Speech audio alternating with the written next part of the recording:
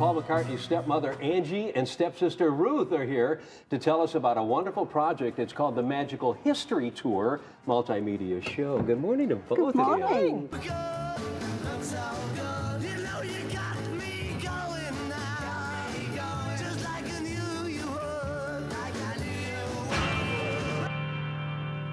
Ladies and gentlemen, it is my extreme pleasure to bring to the stage the Mop Tops. Give them a big welcome.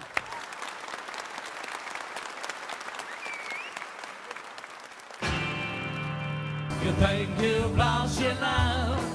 Well, I saw her yesterday, yeah. It's you she's thinking of, and she told me what to say, yeah. She said she loves you. Well, here you've got four lads from Liverpool, which is not very close to New York. They were all at Heathrow Airport in London. The Beatles were flying out to Sweden, and there was terrible fog, and they were delayed. So they were sitting in the first class lounge, and you can tell the rest of the story. Well, yes, they were all held up, and at the time, Brian Epstein, their manager, was with them, and it so happened that Ed Sullivan was in the airport trying to get back to New York, also held up in the fog. So he came over to, he could see a lot of screaming and girls with posters and stuff outside, and he came over to Brian because he knew he was with these four little, rather scruffy lads, and said, "What's this all about?" And Brian said, "Oh, let me give you my card. I'm managing these boys. They're called the Beatles." He said, "The what?" "The Beatles." So he said, "Well, it seems like there's a lot of fuss going on about them. I mean, I've never heard of them, but you know, I mean, if you ever come to New York and maybe I can introduce you to people, then give me a call." And he gave Brian Epstein his business card, and the rest, you know better than I do. Here's history. They came It's to the America. magical history Yeah. tour. I'm in love. No, no, no, no. Say you don't need no diamond ring, and I'll be satisfied. The teacher said to them, "Hey, why don't you do a painting in art class today about a person you like, a place you like, and a thing you like?" And those three things were?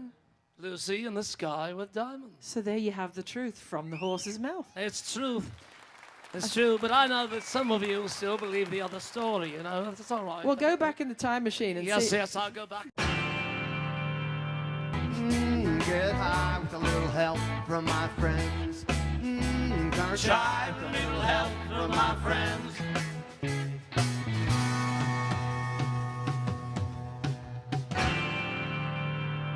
Come on, bro. Sit yourself down. Pull up a chair. You've been stood standing all night, working hard. Isn't it time you got your hair cut? I did.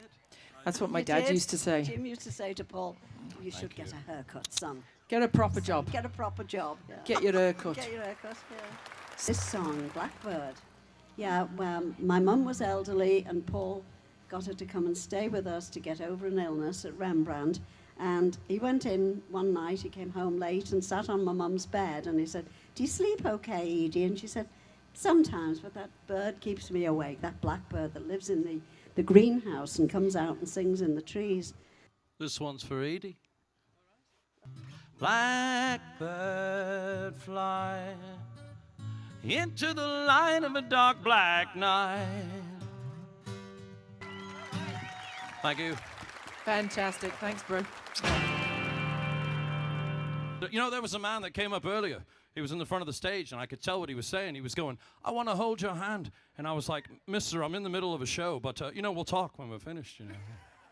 Not that you're not a dashing man, you know, but, yeah, we're busy. So.